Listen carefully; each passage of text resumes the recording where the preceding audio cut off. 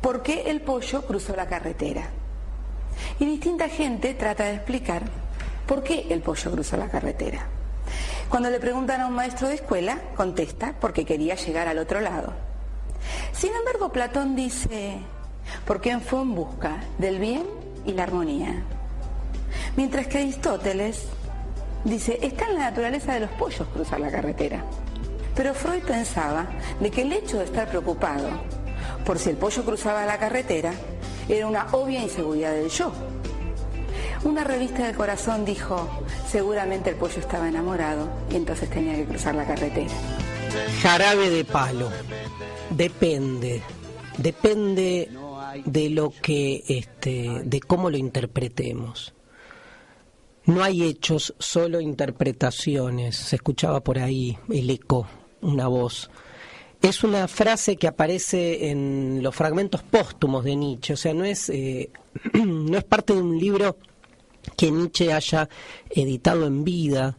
Los libros póstumos, los llamados fragmentos póstumos, son una recolección de sus escritos no editados que hace su hermana y que en algún punto se supone que el mismo Nietzsche no quería que se publiquen. La hermana mete mano, cambia palabras, son muy polémicos, muy discutidos en todo lo que es la filología del estudio de la obra nietzscheana. Lo cierto es que entre los escritos que conforman este volumen aparece esta idea como una manera de pelearse básicamente contra la idea de que hay un hecho, hay una realidad, hay una verdad a la que podemos acceder de manera directa. La frase tiene fundamentalmente como problema el modo en que la podemos asimismo interpretar, ¿no? Parece un chiste, pero el gran problema de la frase "no hay hechos, solo interpretaciones" es cómo la interpretemos. Porque no hay una interpretación única, obviamente, de esta frase. Porque no está claro si en la frase lo que Nietzsche nos quiere decir es que existen hechos, existe una realidad, pero al hombre le es imposible acceder a ella y por lo tanto solo nos debemos conformar, o no, con interpretar esa realidad, o sea, hacerla comprensible a nosotros, pero en ese acto en que la podemos entender de algún modo la perdemos. O sea que una primera interpretación de la frase sería que hay una realidad inaccesible para el hombre y el hombre está condicionado a interpretar con la consecuencia de que todo lo que digamos sobre lo real no es lo real, sino que es la manera en que nosotros interpretamos lo real. Y la segunda interpretación de la frase "no hay hechos, solo interpretaciones" es que de manera, si quieren, más letal, no hay nada. Lo que hay, lo que llamamos realidad, es siempre un constructo, una construcción del ser humano, una construcción de la cultura. Y entonces en esta segunda interpretación lo que decimos es que no hay hechos en sí mismos, sino que todo lo que hay es fruto de una interpretación. O más bien, el hecho es la interpretación. Pero entonces ya no hay una realidad inaccesible a la que podemos interpretar, sino que directamente se disuelve el principio de realidad y solo existe la palabra, el lenguaje, el sentido con el que el hombre constituye lo real. Vamos a analizar fuertemente estas dos interpretaciones de la frase "no hay hechos, solo interpretaciones", después de esta pausa a la que supuestamente accedemos si no es una interpretación. El innombrable. Darío Stanrach. Es muy complicado este apellido. Debe ser un nombre muy importante porque cuando uno tiene un apellido así suele ser muy importante. Steinhacker, como me salga. Bueno, gracias, señora presidenta. Me puse colorado de nuevo, esto ya lo escuché 200 veces. ¿Qué quieren que les diga? Mi apellido es un karma. pero que un presidente se tome el trabajo de darle una vuelta ya es como demasiado, ¿no?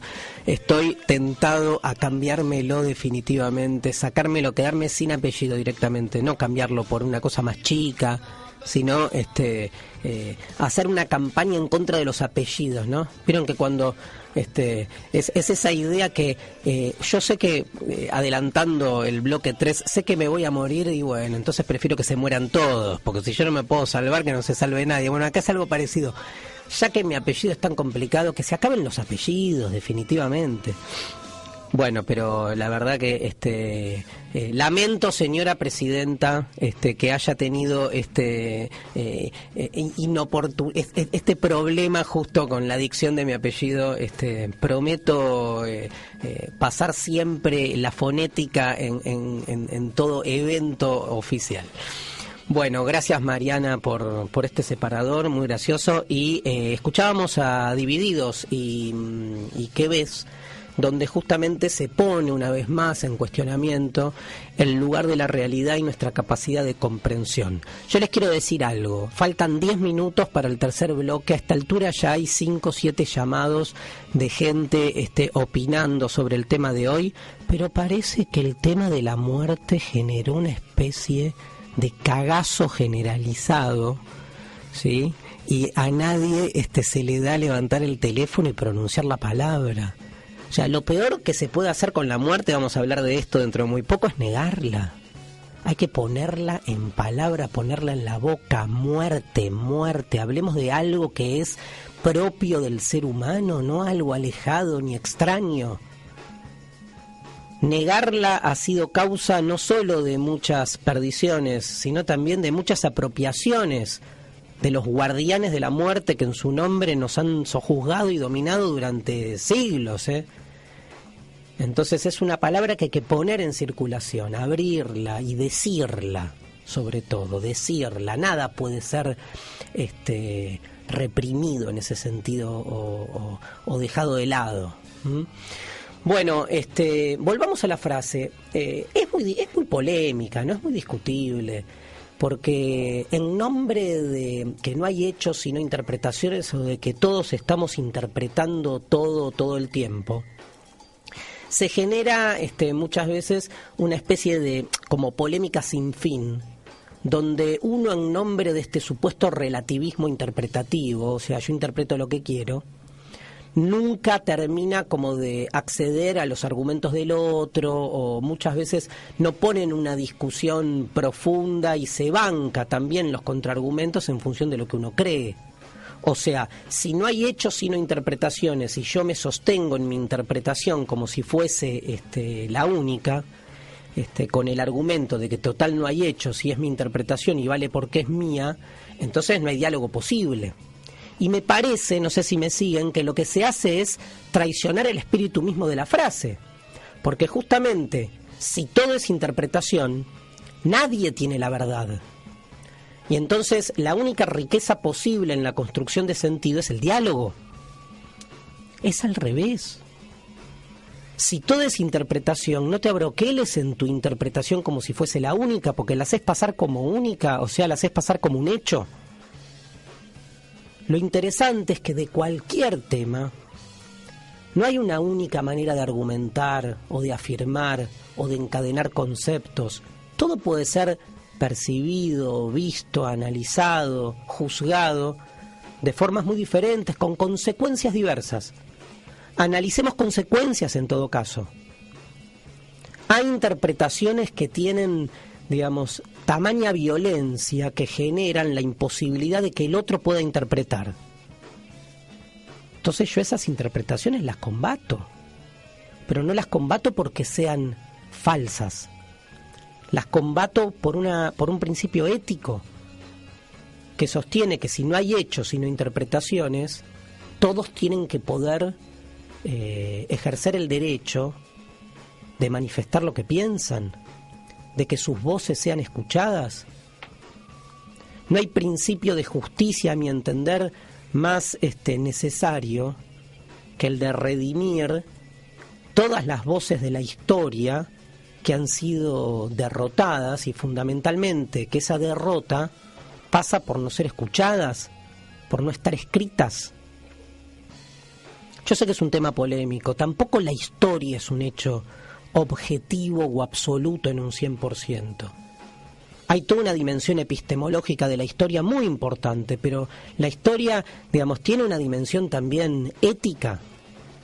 Tiene que ver con qué es lo que queremos transmitir y para qué volvemos sobre la historia en función del presente en el que vivimos. ¿Quién puede tomarse el atrevimiento de hablar en nombre de los hechos? Solo aquel que tiene un acceso especial por sobre el resto de los seres humanos, y ese acceso especial, ¿de dónde lo saca? ¿Qué es más iluminado? ¿Ha sido tocado por la varita mágica? ¿Tiene más conocimiento de lo que entiende nuestra institución académica, que es acumulación de conocimiento? O sea, ¿quién puede hablar con una superioridad o con una supremacía con respecto al resto y constituirse a sí mismo como un privilegiado en el acceso a la verdad de la realidad? No sé si hay una realidad o no hay una realidad. Lo que sé es que hay interpretaciones. Y acá Nietzsche es taxativo. O sea, para Nietzsche, siempre que hablamos de la verdad, hablamos de una metáfora.